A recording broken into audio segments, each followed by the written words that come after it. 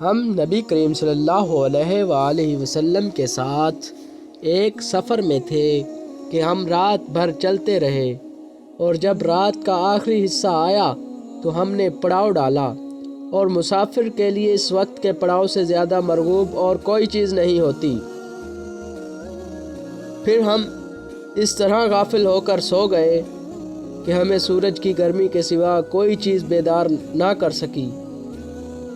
سب سے پہلے بیدار ہونے والا شخص فلاں تھا، پھر فلاں، پھر فلاں۔ ابو رجا نے سب کے نام لیے، لیکن اوف کو یہ نام یاد نہیں تھا۔ پھر چوتھے نمبر پر جاگنے والے حضرت عمر بن خطاب رضی اللہ تعالی عنہ تھے، اور جب نبی کریم صلی اللہ علیہ وآلہ وسلم آرام فرماتے تو ہم آپ کو جگاتے نہیں تھے، یہاں تک کہ آپ خود بخود بیدار ہو، کیونکہ ہمیں کچھ معلوم نہیں ہوتا کہ آپ پر خواب میں کیا تازہ وحی آتی ہے۔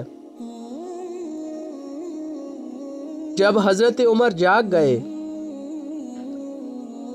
اور یہ آمدہ آفت دیکھی، اور وہ ایک ڈھڈر دل والے آدمی تھے، بس زور زور سے تکبیر کہنے لگے۔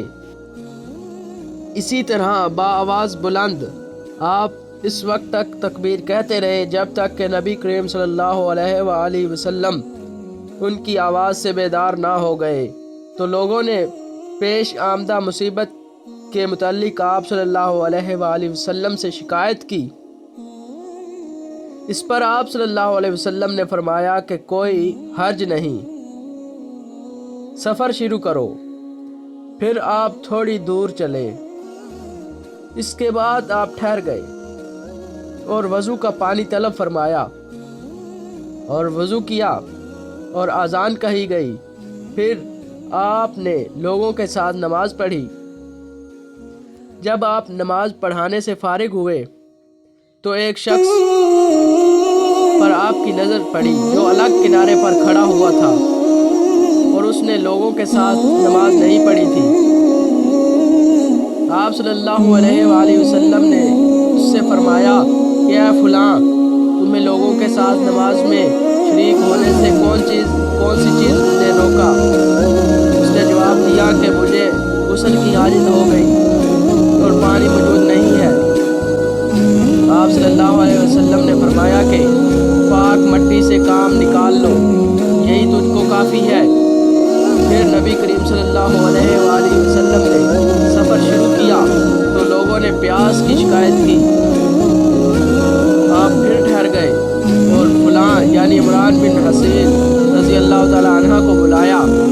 ابو رجا نے ان کا نام لیا تھا، لیکن ان کو یاد نہیں رہا، اور حضرت علی رضی اللہ تعالی عنہ کو بھی طلب فرمایا۔ دونوں سے آپ صلی اللہ علیہ وسلم نے فرمایا کہ جاؤ پانی تلاش کرو۔ یہ دونوں نکلے، راستہ میں ایک عورت ملی جو پانی کی 2 پکھالیں اپنے اونٹ پر لٹکائے ہوئے بیچ میں سوار ہو کر جا رہی تھی۔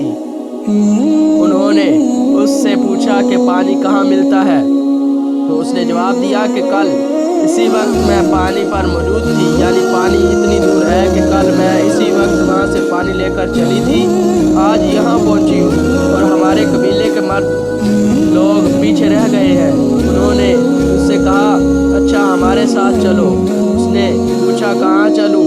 انہوں نے کہا رسول اللہ صلی اللہ علیہ وسلم کی خدمت میں۔ اس نے کہا اچھا وہی جن کو لوگ صحابی کہتے ہیں؟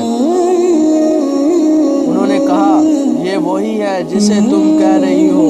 اچھا اب چلو۔ آخر یہ دونوں حضرات اس عورت کو حضرت صلی اللہ علیہ وسلم کی خدمت مبارک میں لائے اور سارا واقعہ بیان کیا۔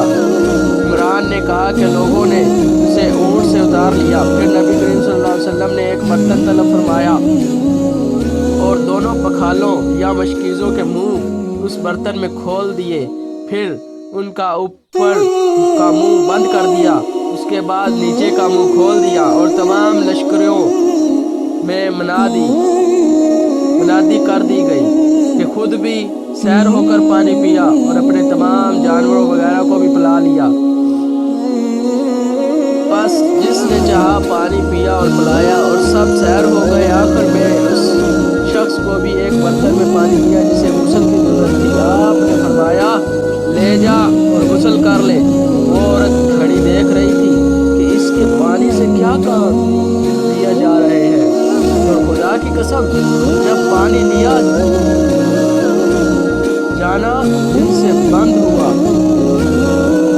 تو ہم دیکھ رہے تھے کہ اب مشکیزوں میں پانی پہلے سے بھی زیادہ موجود تھا۔ پھر نبی کریم صلی اللہ علیہ وسلم نے فرمایا کہ کچھ اس کے لیے کھانے کی چیز جمع کرو۔ لوگوں نے اس کے لیے عمدہ قسم کی کھجور، اجوا، آٹا اور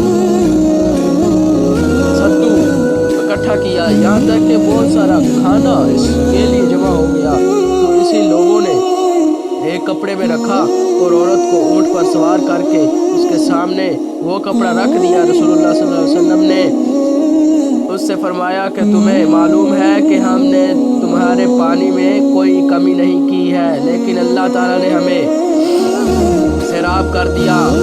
پھر وہ اپنے گھر آئی، دیر کافی ہو چکی تھی، اس لیے گھر والوں نے پوچھا کیا فلانی کیوں اتنی دیر ہوئی؟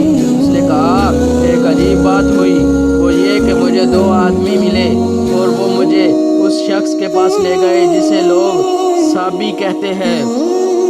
وہاں اس طرح کا واقعہ پیش آیا، خدا کی قسم وہ تو اس کے درمیان سب سے بڑا جادوگر ہے، اور اس نے بیچ کی انگلی اور شہادت کی انگلی آسمان کی طرف اٹھا کر اشارہ کیا۔ اس کی مراد آسمان اور زمین سے تھی، یا پھر وہ واقعہ اللہ کا رسول ہے۔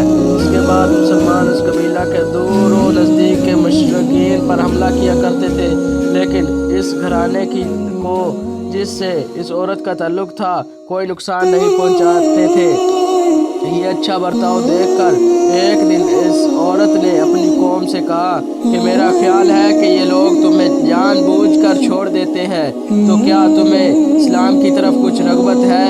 قوم نے عورت کی بات مان لی اور اسلام لے آئی۔ حضرت ابو عبداللہ امام بخاری رحمۃ اللہ علیہ نے فرمایا کہ صبا کی مالی ہے اپنا دین چھوڑ کر دوسرے کے دین میں چلا گیا، اور ابو عالیہ نے کہا کہ صابئین اہل کتاب کا ایک